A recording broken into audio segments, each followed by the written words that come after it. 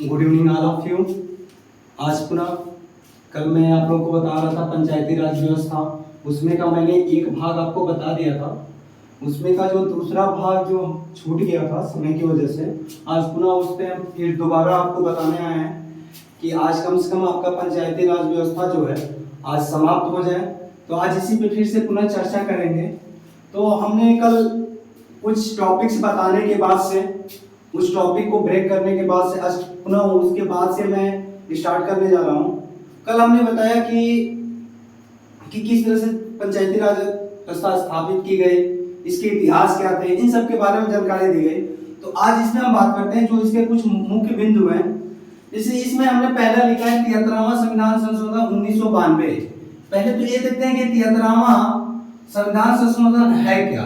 देखो, जब यहाँ पे सभी समितियां अपनी अपनी बात कह रही थी कि कैसे पंचायती राज व्यवस्था को स्थापित किया जाए, कैसे लागू किया जाए, तो इन सब बातों को मिलाकर एक क्या हुआ, 73वां संविधान संशोधन बना यानी 1992 में। और उस संशोधन के माध्यम से ये कहा गया कि अब इसको संवैधानिक दर्जा देना चाहिए या नहीं देना चाहिए।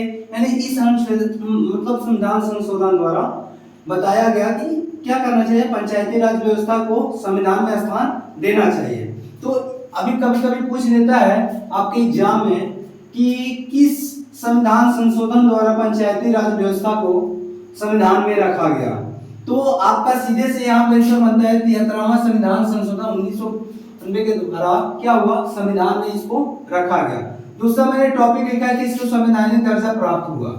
यानी अभी हमने इसके पहले भी आपसे बात कहा था कि इसको संवैधानिक दर्जा नहीं प्राप्त था, लेकिन अब इसमें क्या किया गया, इस संशोधन के बाद से इसको संवैधानिक दर्जा मिल गया। यानी पंचायती राज व्यवस्था को क्या हुआ, संवैधानिक दर्जा मिल गया। यानी संविधान ने अपनी स्वीकृति इसको दे दी कि नहीं, हाँ ये पंचायती राज व्यवस्था क्या होनी चाहिए, लागू होनी चाहिए। उसके बाद से कह रहे हैं भाग 9, इसमें ध्यान दीजिएगा, भाग 9 अनुसूची 11, यानी भाग 9 अनुसूची 11 अनुच्छेद 243 और 243 ओ, यानी कह रहे भाग 9 में, संविधान के भाग 9 में अनुसूची 11 यानी 11वीं अनुसूची में और अनुच्छेद 243 यानी 243 से 243 ओ तक में ये बात रखी गई। यानी इस अनुसूची में कितने विषय रखे गए, यानी लगभग 29 कार्यों को रखा गया।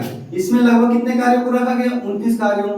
जैसे सिंचाई से संबंधित हो गया, या फिर सड़क परिवहन से संबंधित हो गया, पशुपालन से संबंधित हो गया, कृषि से संबंधित हो गया। इस 11 यानी जो अनुसूची 11 है, उस अनुसूची में ये सब बातों को रखा गया कि परिवहन से संबंधित, सिंचाई से संबंधित, कृषि से संबंधित, पशुपालन से संबंधित, मत्स्य पालन से संबंधित, इन सारी चीजों को लगभग कितने कार्यों को, 29 कार्यों को, लगभग 29 कार्यों को इसमें रखा गया। और इस अनुच्छेद लगभग 14 अनुच्छेद इसके अंतर्गत आते हैं। यानी अनुच्छेद लगभग 243 से 243 ओ तक लगभग 14 अनुच्छेद आते हैं, तो इसमें रखा गया। और फिर कह रहा है कि त्रिस्तरीय प्रणाली की मंजूरी मिल गई। अब जब हम आपको इसके पहले भी जो टॉपिक बताए थे, उस टॉपिक में हमने बताया था कि त्रिस्तरीय पंचायत जो समिति थी, इसको काफी लोगों ने समर्थन दिया और लास्ट में जाकर इसी पंचायत समिति को मंजूरी मिली, यानी त्रिस्तरीय। तो कभी कभी हमारे एग्जाम में पूछ देता है कि भारत में कौन सी स्तरीय पंचायत समिति है, तो आंसर बनता है हमारा कौन सा, भारत में जो पंचायती राज व्यवस्था है वो किस प्रणाली के द्वारा है, त्रिस्तरीय प्रणाली के द्वारा है। उसके बाद से अगला हम लिखे हैं 20 लाख से कम जनसंख्या पर 2 स्तर। इसको समझते हैं ये क्या है। यानी ये कहा गया कि अगर जिस क्षेत्र की जनसंख्या 20 लाख से कम होगी वो 2 स्तर पर कार्य करेगा। वो पंचायती राज व्यवस्था कितने स्तर पर कार्य करेगा, 2 स्तर पर कार्य करेगा। कौन कौन, तो पहला था गांव स्तर यानी ग्राम स्तर पे, जिसको मंडल स्तर में बदला गया। दूसरा जिला स्तर, यानी जिस क्षेत्र की जनसंख्या 20 लाख से कम होगी, ठीक है, उसको 2 स्तर पे कार्य करेगा। यानी वहां का जो स्वशासन होगा, वहां के जो शासन होंगे और जो नियम एवं कानून लाए जाएंगे वो सिर्फ 2, यानी जो भी योजनाओं का लाभ दिया जाएगा वो योजनाओं का लाभ कितने स्तर पे, 2 स्तर पे दिए जाएंगे। कौन कौन, एक ग्राम स्तर जिसको मंडल स्तर में कहा जाने लगा और दूसरा जिला स्तर। उसके बाद से अगला टॉपिक है आपका, मतलब अगला पॉइंट है सीटों का आरक्षण महिला का 1/3 यानी कम से कम, यानी इसमें सीटों के आरक्षण में देखिए, सीटों के आरक्षण में ये कहा गया कि कम से कम पंचायती राज व्यवस्था में जितने भी कर्मचारी, जितने भी एम्प्लॉय होंगे, उन सारे एम्प्लॉयों में 1/3 यानी 1/3 उसमें से क्या होंगी, महिला होंगी। यानी कहने का मतलब ये है, अगर 60 की संख्या है, 60 की संख्या पंचायती राज व्यवस्था में काम करते हैं लोग, तो 60 की संख्या में से 60 में क्या करेंगे, 3 से भाग देंगे और 3 से भाग देने पे जो आपका रिजल्ट आएगा उतने तक, यानी 1/3 तक उसमें महिलाएं भी क्या करेंगी, कार्यरत रहेंगी। यानी हमारे पंचायती राज व्यवस्था में 1/3 महिलाएं भी क्या करेंगी, काम करेंगी। और सबसे बड़ी बात तो यह है, बिहार ऐसा पहला राज्य था जो क्या किया, सीटों के आरक्षण पे वो 1/3 की जगह को क्या कर दिया था, 1/2 कर दिया था। कितना, बिहार जो पहला राज्य ऐसा था, ठीक है, बिहार में जो महिलाओं को आरक्षित सीट मिला 1/2 यानी 50-50%, यानी 50% पुरुष रहेंगे तो 50% महिलाएं भी रहेंगी। तो देखो एक किस स्तर पे कार्य करता है, यानी यहाँ पे संविधान ने ये कहा है कि राज्य सरकार अपने नीतियों के अनुसार इन सीटों का क्या कर सकती है, बंटवारा कर सकती है, लेकिन महिलाओं का भी उसमें आरक्षण कम से कम 1/3 होना चाहिए। तो बिहार ऐसा पहला राज्य था जो महिलाओं को भी आरक्षण क्या किया था, बराबर दिया था। उसके बाद से कह रहे हैं एससी एसटी, सॉरी यहाँ पे दिया है एसटी, यहाँ पे एसटी रहेगा, ठीक है। तो एससी एसटी के लिए जनसंख्या अनुपात ये क्या है, तो इसके लिए एक आ गया कि जहां पे एसी यानी जो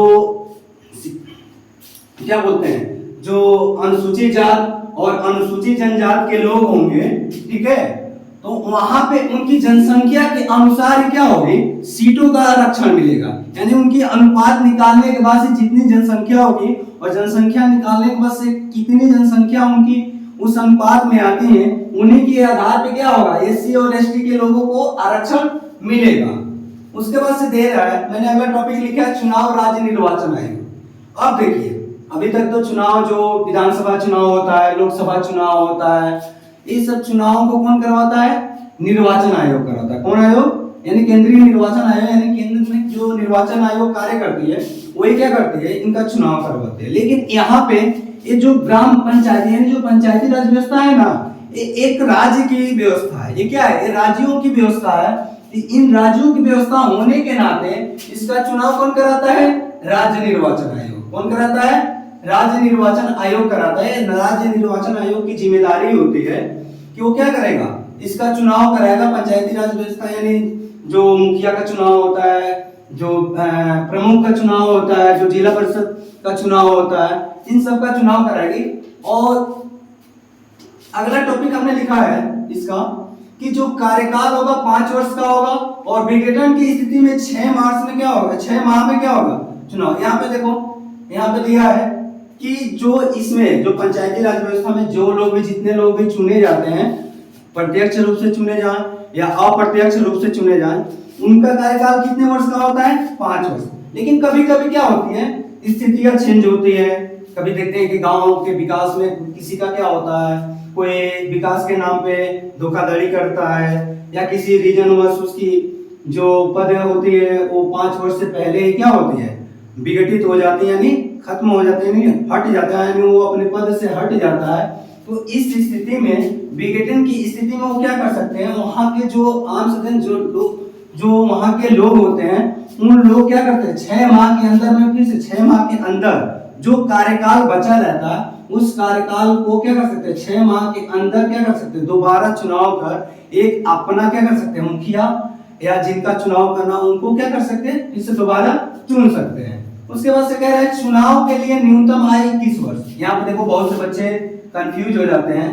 यहाँ पे कंफ्यूजन क्या आती है, तो यहाँ पे कंफ्यूजन, अब यहाँ पे ये आती है चुनाव के लिए न्यूनतम आयु।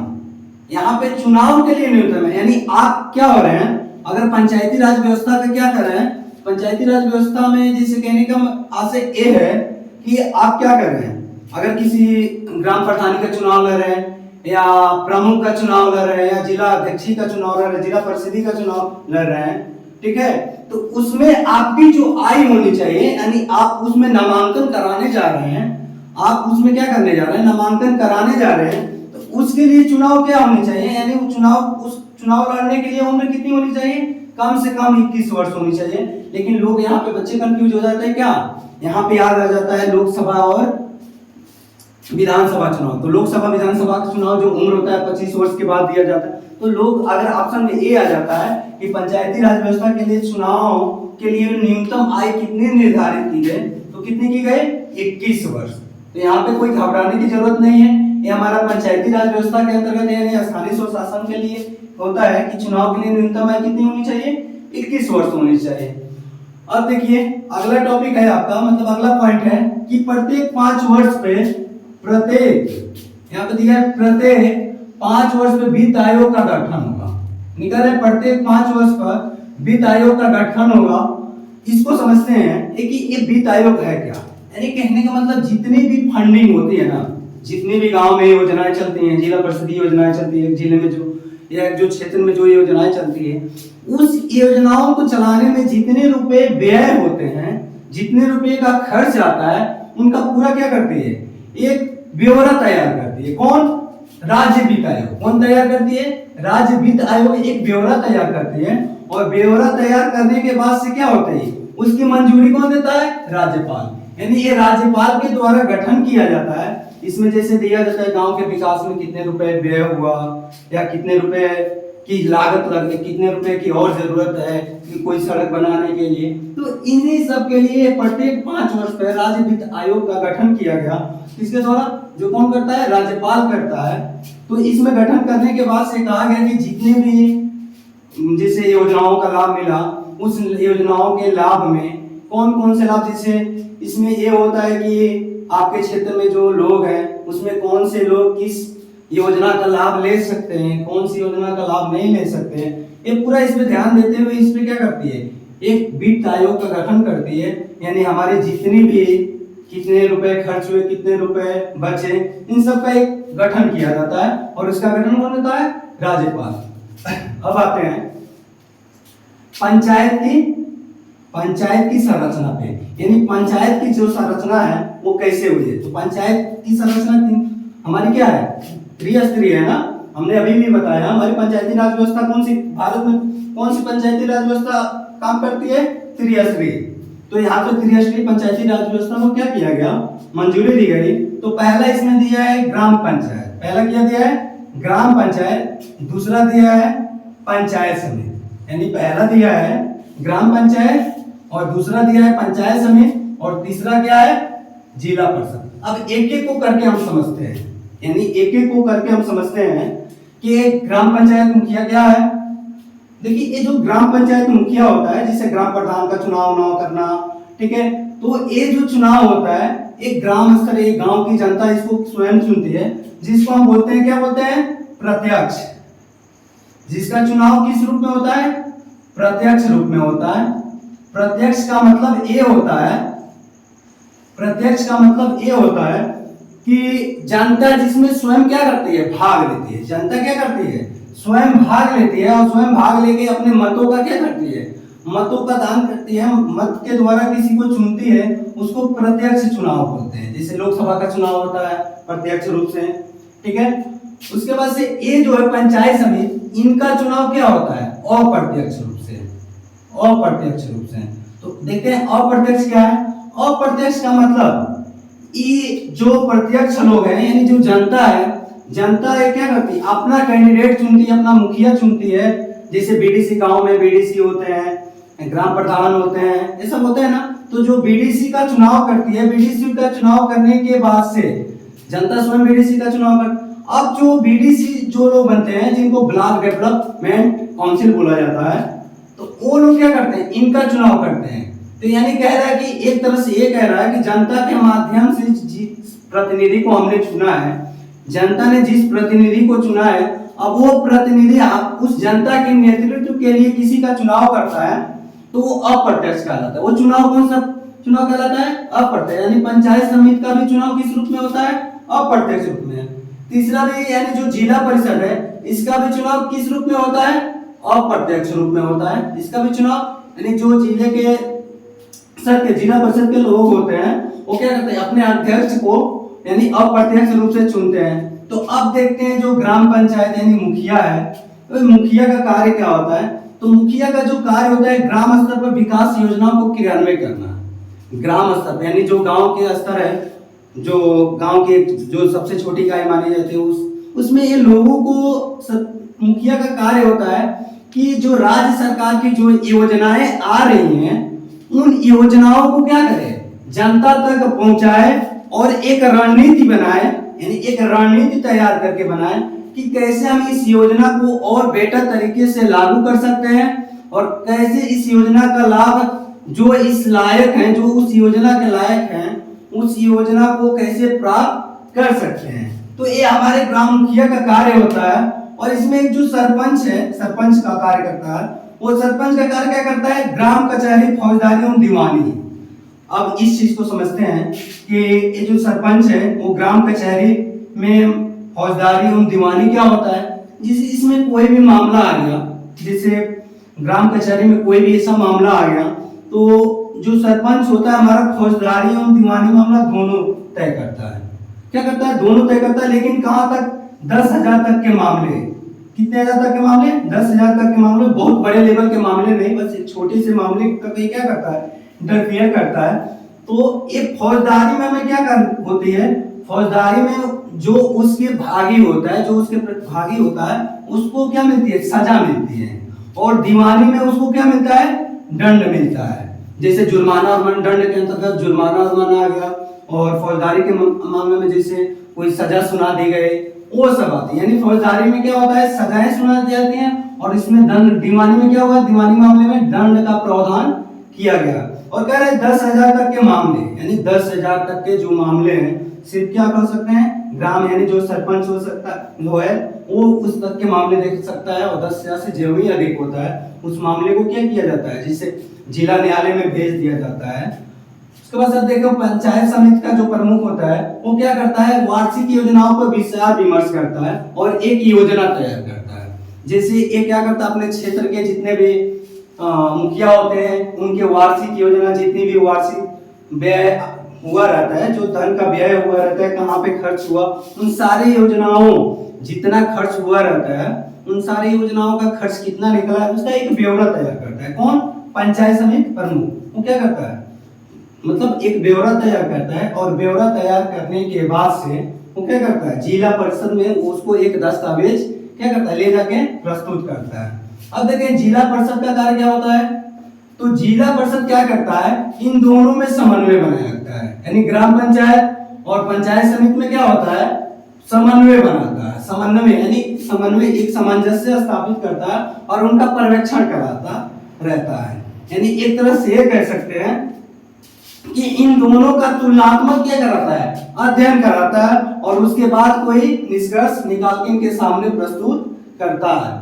तो इस तरह से हमारा जो पंचायती राज व्यवस्था है, आज पंचायती राज व्यवस्था एक छोटे एक ऑब्जेक्टिव के माध्यम से, एक ऑब्जेक्टिव तरीके के माध्यम से हमने आपको बताया। जो आपके एग्जाम्स जितने भी आपके एग्जाम, यूपीएससी के एग्जाम हुआ, प्री का एग्जाम हुआ या एसएससी लेवल का एग्जाम हुआ या फिर ये कह सकते हैं टेट का एग्जाम हुआ, उन सारे एग्जामों में पंचायती राज व्यवस्था से इसमें से सारे क्वेश्चन आ सकते हैं। आज आपका क्या हुआ? पंचायती राज व्यवस्था यहीं पे समाप्त होता है। जय हिंद।